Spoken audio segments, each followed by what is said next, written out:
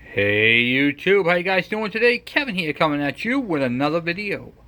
So we're working on the ke102 engine, and I got some stuff to show you guys and some helpful tips and tricks. Alright, so let's get started.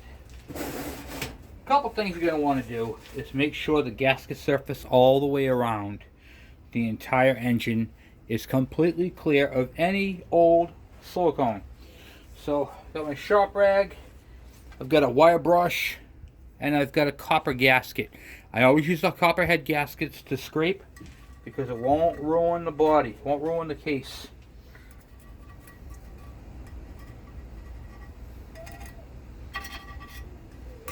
I already went over it once, go over it again to make sure that it's all nice and pretty.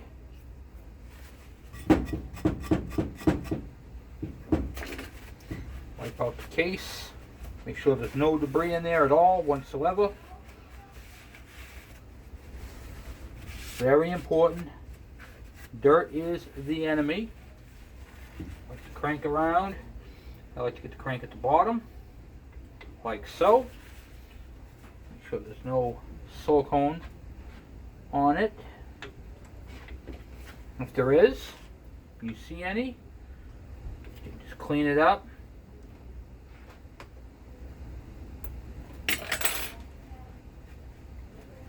Like so. Okay. So, I'm going to teach you guys a little important stuff. Okay? Some important things. Let's see if I can expand you guys up a little bit. Here we go. Okay, perfect. And I'm going to go this way. Okay. So, right here, you have your crankcase. This is different than a 4-stroke engine. A 4-stroke engine won't have this wall here. This will be gone, and then you'll have your crankshaft just spinning in here, and it will share the same engine oil with the transmission. However, on a 2-stroke, that can't happen.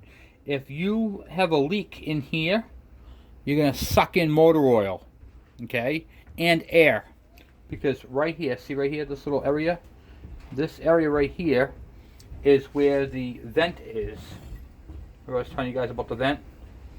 Find a little spot to clean up here. Oh, good. Okay. So it comes through here, and you can see it up actually on the other one better. I'll show you guys the vent. Okay. I'll expand here. Okay. So right here, you see that little cutout? And then it has this little area here, and then this little cutout back here. That's your vent for your transmission, okay? So keep that in mind when you're doing these. Make sure that's all nice and cleaned out. Make sure there's no debris in there, no debris. All right. All right, so now what I was telling you guys, back on what I was saying, is you have your transmission area here, and you have your engine area here. They are two separate. This takes 10W30 because it's a wet clutch, all right, or 10W40. It takes either oil, okay. This does not. This right here is the 2-stroke mix that is injected through your automatic oiler, okay. So they are two separate oils. Neither one of these can be interchanged, all right. So I wanted to start off by saying that. So what we're doing is we're going to silicone this case, and we're going to put it in and screw it all back together because it's coming up on that time. So what I'm going to do is I'm going to show you guys what I use, and there's a very important thing you need to note, okay? And putting these cases back together is very important to do them correctly.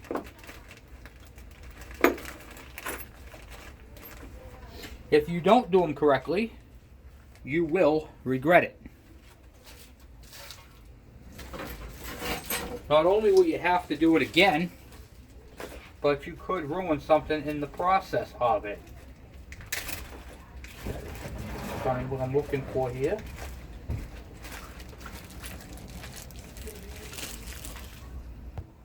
Okay, so when you took the case apart, there is a ball bearing right here. Right here. It's a very important bearing. And you're probably going, oh crap, where did that come from? That's what I'm going to show you. This is why I do this channel. Because you're going to take this whole thing apart and you're going to go, oh my god, where does that ball bearing go? That ball bearing, let me get some grease on my finger here first. Okay, hold on 1 second. Alright, so I got some grease on my finger, just regular grease from a grease gun. Nothing extravagant, doesn't matter, just needs to be grease. You see on this shaft right here, there's a center little dot right there. You're going to take the grease and you're going to pack it in right there. This is that tip. This is why we do this channel, okay? So, to show you guys the importance of what we do and how to do it. Okay, so you got your grease right there on that shaft. You're going to take the bearing and you're going to put the bearing into the grease. That bearing is a thrust bearing, and it goes into that hole. See that little silver dot right there? That's where that came from. Alright, so that is where that goes. It's very important you know where that goes and how to put it in, because if you don't, you will mess this up. That shaft will walk back and forth, and then the gears won't mesh properly. There'll be some grinding in there, and it just won't be pretty. And the grease will hold the bearing while you're doing this next step. Alright, so the next thing I'm going to use is I'm going to use a Honda HT silicone. I don't use orange silicone, and I don't use black. I order the Honda stuff. It's good stuff. Alright, so now we got that. Give me a minute. Alright, so I got the silicone all the way around. Okay, all the silicone is evenly spread out around it. And now we're going to try to fit this back together without any, well, we're going to have a little bit of an issue when it gets to the crank area, but nothing too dramatic that we can't handle. So we got all the silicone on there. Nice even bead all the way around.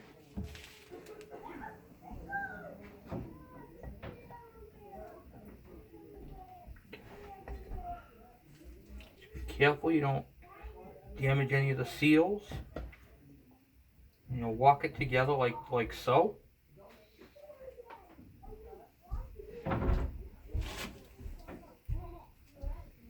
Just how it goes together.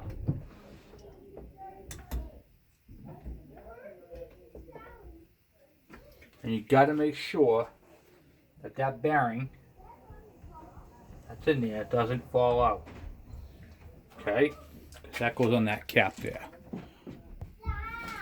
Alright, so now we're going to tap it gently, squeeze the one end of the case. I'm just kind of walking it as much as we can in variable spaces. Okay, and then that's going to go like that. And now I'm going to teach you guys another trick. Okay, so here's where the assistance comes in. This is a trick. I've got 1, 2, 3 engine bolts into this thing. Okay? I'm going to then take the bolts and I'm going to snug them up evenly as I go around.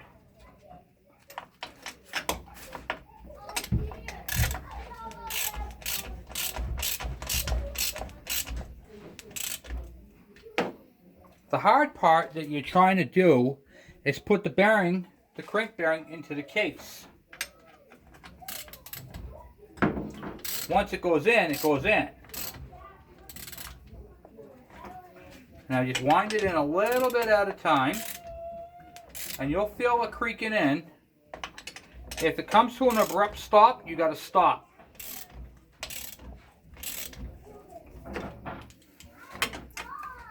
I'm doing this evenly.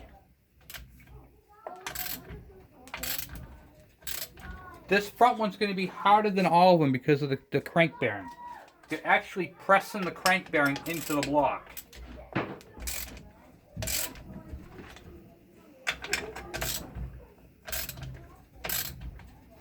The other thing you want to make sure is you have an even gap all the way around.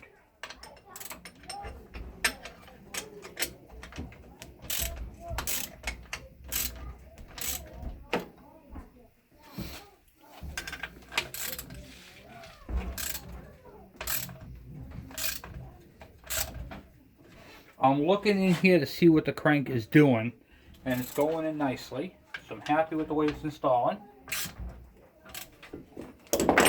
You can also take your mallet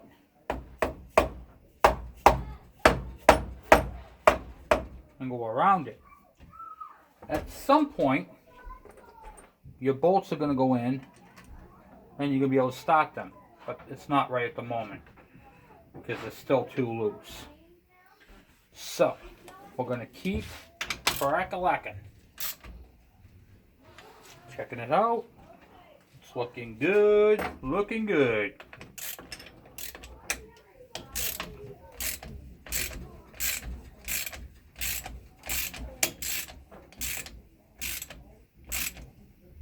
Okay.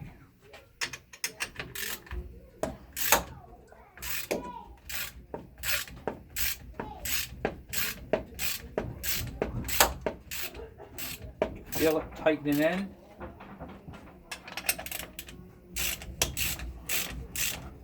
I'm using, I don't know if you notice or not, but I'm gripping the handle up here so I can feel it. Down here, if it locks up, you'll get too much torque on it.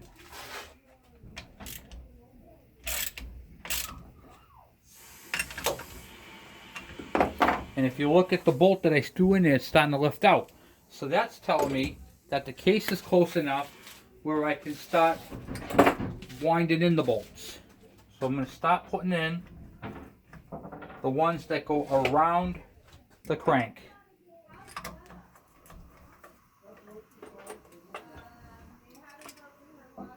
They're having to go around the crank, which is very important. I'm starting all these in there. I'm going to show you guys this next trick. It's going to be pretty cool. Now yours would be Phillips because I changed all mine to Allen head. Okay, so now we got them like that. Now what we're going to do is we're going to snug them. Hear that? The case popping into itself? There it goes, right there. Yeah. We're just going to wind it in.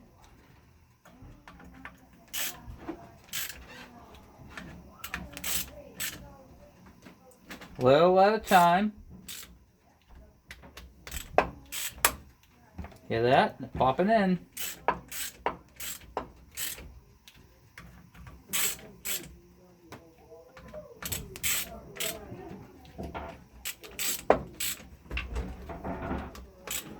Like I said, what you're doing is you're going around the crankshaft because you're pressing that bearing, I'm going to say it again, into the case. Everything else over here will fall right in. In fact, you can see it's starting to squish right out of there, the stuff. So we're good there. Now, at this point, I'm looking down here and I'm checking, make sure there's no gaps. We're all good there. We're just going to keep winding these parts in. Walking it right around.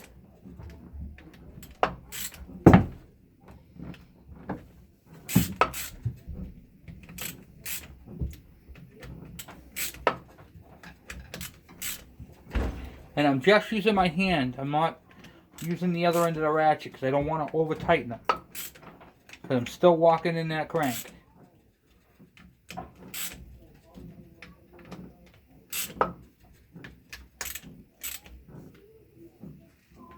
Once your gap is all sealed up, then you can go ahead and put the other ones in that go to it.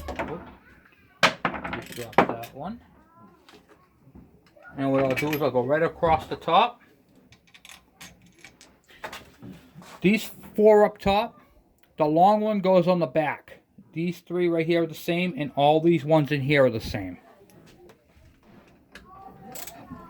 There's a little helpful tip for you right there. So I'm going to zap these all in.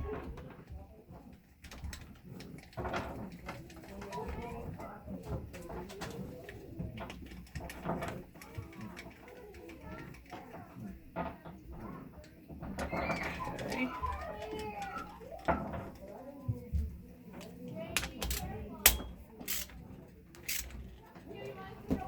Snug. Snug. Snug. Snug. Okay. Get all those snug. Now we have two more in the back here. We'll do the same thing. These are both the same size.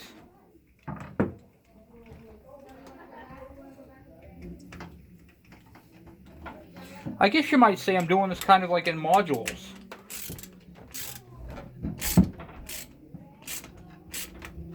Kind of winding it all in together. Alright. Then there's a little bit of a gap down bottom. So we'll set the next ones in.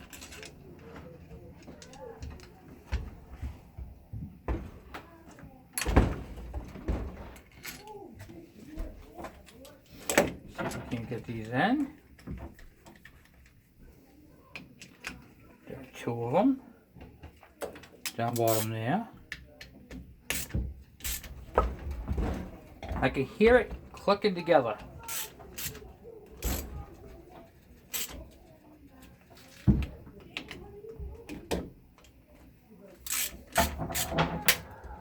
Okay.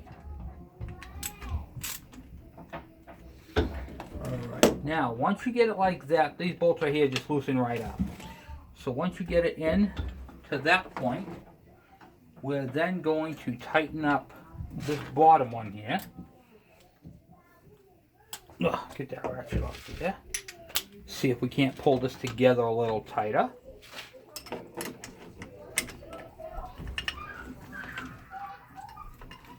Okay.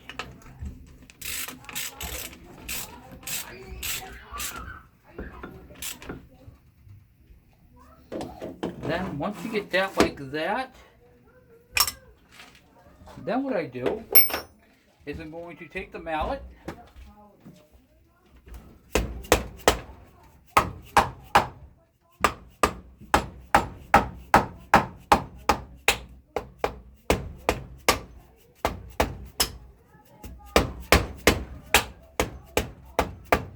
This is going to relieve some of the stress on the case. And then I'll tighten it down some more.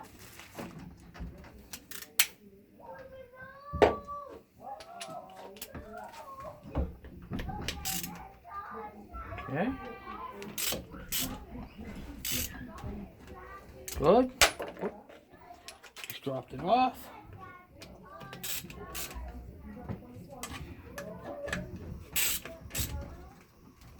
Then we'll tighten up one more time around here.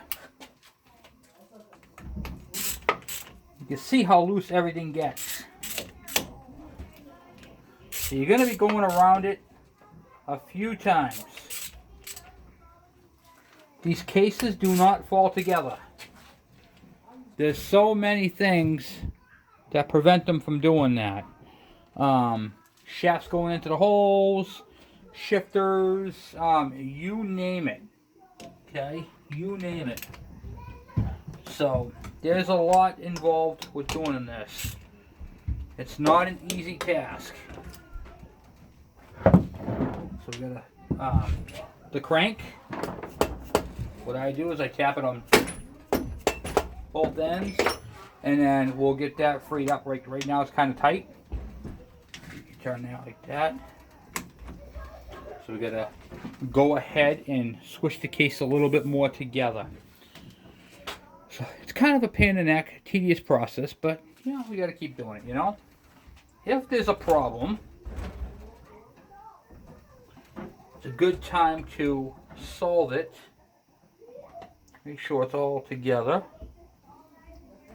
Case looks like it's going together nicely. Nicely.